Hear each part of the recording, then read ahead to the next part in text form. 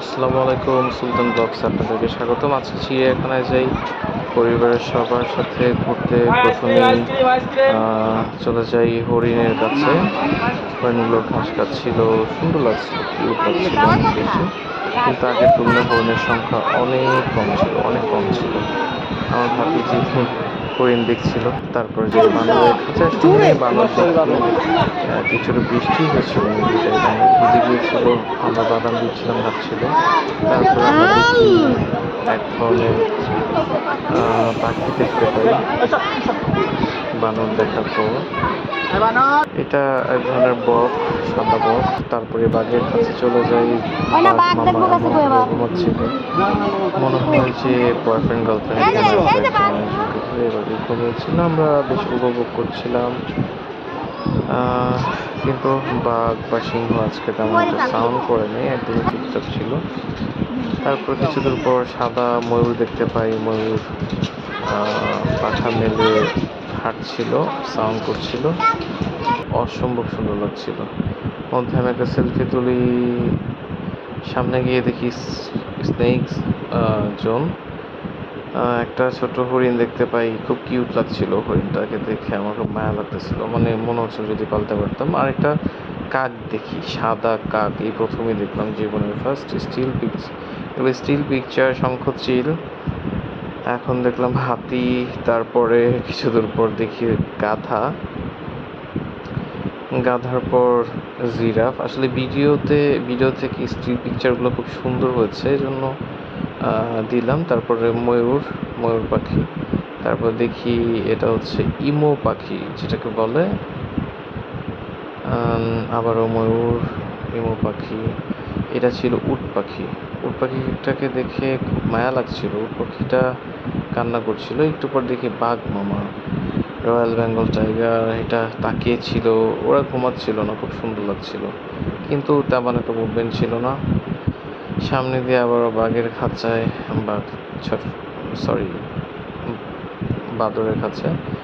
এটা ছিল পাখি, তারপর আবারও হরিণ, তারপর আবারও এগুলো আসলে ভিডিও, এগুলো হচ্ছে স্টিল পিকচার। এটা হচ্ছে উট পাখি। আই এম সরি, কথা বলতে কিছু মিস্টেক হয়েছে আমার। বাঁদরকে বারবার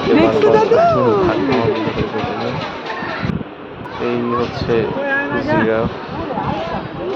অনেকগুলো জিরাফ ছিল। জিরাফ আসলে অনেক উঁচু, ছবিতে বা ভিডিওতে বোঝা যাচ্ছে অনেক উঁচু। আমি দোতলা থেকে ভিডিও করছিলাম। এটা ছিল হাতি। হাতির পা বাঁধা ছিল আসলে। ওদের মেবি খুব ক্ষুধা লাগছে, এই জন্য চিৎকার করতেছিল, খুব সাউন্ড করতেছিল। ভালো করে ফলো করলে দেখা যায় পা বাঁধা। ওই পাশে ছিল মেলা থেকে বাচ্চাদের জন্য। ওইখানে যে আমার বাচ্চাকে উপরে দোল খাট ছিল খালি। ভাতিজিকে বারবার ডাকছিলাম, কিন্তু ও আমাদের খুঁজে পাচ্ছিল না। বাট আমাদের খুঁজে পাচ্ছিল না। ভাবি দেখাচ্ছিলাম আসলে। পাশে ছিল ট্রেন, বাচ্চাদের বিনোদনের জন্য বেশ চমৎকার ট্রেনটা, ভালোই গান করে নিয়ে আসে, ছিল। তারপর আমি আমার ভাতিজিকে নিয়ে একটু হাঁটলাম। ও খুব হাসি খুশি। এরপরে চলে গেলাম পাখির সামনে। এটা ছিল শঙ্খচিল। এরা কিছু স্টিল পিকচার দেখাচ্ছি। এই যে কাকটা, সাদা কাক, আমি জীবনের প্রথমে দেখছি। আমি জীবনে সাদা কাক দেখিনি। একবার মনে হচ্ছিল রং করে কি কেউ রেখে গেছে কিনা। এটা বাজ পাখি বা শকুন, কীভাবে তাকাচ্ছিল। ওইখানে আমার মডেল নাম্বার লেখা B6। তারপর একটা হরিণ দেখতে, হরিণটা খুব কিউট লাগছিল। আমার কাছে মনে হচ্ছিল হরিণটা যদি পালতে পারতাম। এটা ছিল কাঠ বিড়ালি। আসলে জলহস্তির পাশে যে গাছ ছিল, দেখলাম কাঠ বিড়ালি ছিল জলহস্তি পানির নিচে থেকে আবার উঠলো। একটু পর চলে যায় সাপের খাঁচার সামনে। এটা হচ্ছে সাপ। এটা বোক্কা সাপ দেখাচ্ছিল, কিন্তু মানে সাপ একদমই নিশ্চুপ, যেটাকে বলে। এটা কি আসলে বেঁচে আছে নাকি মারা গেছে আমি তাও জানি না। এগুলোকে যে খাবারই কীভাবে দেয় তাও জানি না। মনে হচ্ছিল আমার কাছে এগুলো মরে গেছে। এটা ছিল অজগর সাপ, বিশাল বড়, খালি চোখে দেখা যাচ্ছিল না। খালি চোখে ছাড়া দেখতে প্রবলেম, আর ক্যামেরাতে জুম করে বেশি একটা বোঝা যায় না। এটা ছিল একটা সাপ, দেখে মনে হচ্ছিল খুব বিষাক্ত। কি যেন কালা বাই নাকি ছিল সাপটার নাম। এটা হচ্ছে কি বলে এটাকে, হনুমান নাকি উল্লুক।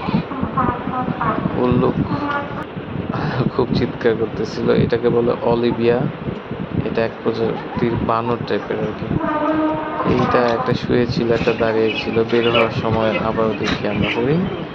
তারপর সবাই মিলে বের হয়ে যায় সময়